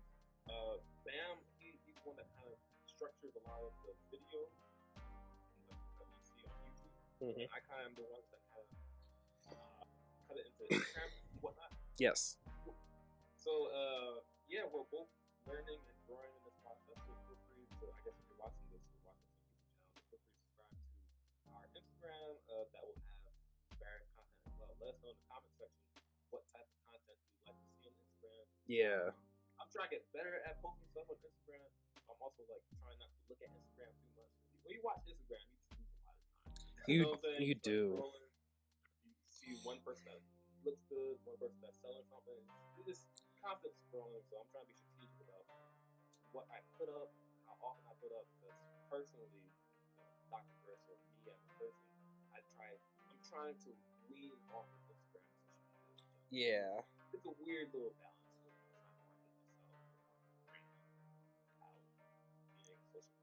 It's kind of weird. You know what I'm saying? We're like otakus trying to navigate being effective adults.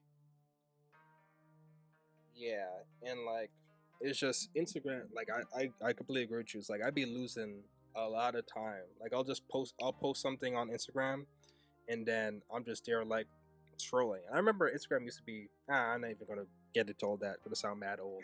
Man, back in my day. Yeah, back in my day, you used to only follow your friends. That's it. But yeah, like we're having fun with it and trying to figure out what formats work best for us in terms of it. Like, just so you guys know that any of the music that you guys hear on the videos, it comes directly from Dr. Griffs' like music that he's crafted himself and everything. And we hope you're enjoying everything. And feel free to comment down below and like share your thoughts and perspective on stuff. Like we're still trying to get things structured so that we get into a nice flow of stuff. Potentially in the future, definitely when we have a greater grasp on the YouTube channel and on the Instagram, we definitely will probably implement the Twitter and potentially some kind of format or forum for all of us to like be able to engage with you guys more frequently. But as of right now, we're just trying to get everything just outputted and like get into the flow of consistently uploading stuff for you guys to enjoy and appreciate. But let us know what topics you guys are interested in us talking about or us engaging in or us going over. And we're having a lot of fun with talking about this. We've kind of mentioned it in episode 1 that this is something that we've been talking for a little bit about in terms of creating, and at least I think on my side I'm having a lot of fun with it, and we hope you guys are enjoying it as well. So one more thing. I know right now we're talking about anime, but we have a mutual, like there's a Venn diagram of things that are mutual in our life. There's certain anime that Village Hidden and the Skreets will dive into more things than anime. Yes. Yeah, I think it's easy for us to have a conversation about things we both have witnessed. So if we start talking about music or life, they'll be like, "Oh my gosh, y'all are changing." From before episode 1 even aired, we were thinking about ways we want to broaden our conversation. You know what I'm saying? Yeah. With anime, or the animes that we've seen or music we listen to, guide the conversation. Yeah. Like, genre topic. true. Like, from at least from my perspective, is like I wouldn't necessarily consider us like an anime podcast. Like, I would consider us more as like two guys that have watched a lot of anime, and so a lot of our thoughts are governed and impacted by anime. So we might dive into other things, and like you'll like even in this conversation in the previous episode, you'll notice that we'll talk about real life stuff, and then we'll be like, that reminds me of like what happened in Naruto, or that reminds me of what happened here, and like bring reference to it. So we're not an anime podcast, but we are two otakus or two weebus, two nerds that just really deep, like it's really rooted in our brain. So we'll talk about real life topics, and then we'll be like, yeah, like what would Deadpool do in that situation? You know, that's and to clarify. Bam is definitely more of an anime guy than me. He's more of an otaku. I guess I'm more of a nerd. I guess that's a yeah. The cool otaku, the cool nerd. Trying to be. Yeah, but so link down below, you will see both socials, both links to both Dr. Griffs and my personal channels. So you guys want to like see us independently in terms of what we do by ourselves, you can check it out there. Stay tuned for next week's episode. We haven't, decided what we're going to talk about on it. Might continue along the same lines of ambition, or we might just dive into something else that we find more fun. Or maybe you sitting there behind the screen, you can add a comment down below and like ask a question of what you guys would like us to talk about, or what you guys would like us to engage in. And it's like we're at a place right now where we're definitely open to like listening to input. We're reading every comment right now. It's like it's not that much trouble for us to read every comment, guys. So let's just say that. But we appreciate you guys checking out the Village Hidden the Skreets, and we hope you guys join the Village Hidden the Skreets. And yeah, that's pretty much all I have to say. Thank you for the final word, man. All right, guys. So like the video, subscribe if you want to see more, and we will catch you guys in the next one. Peace.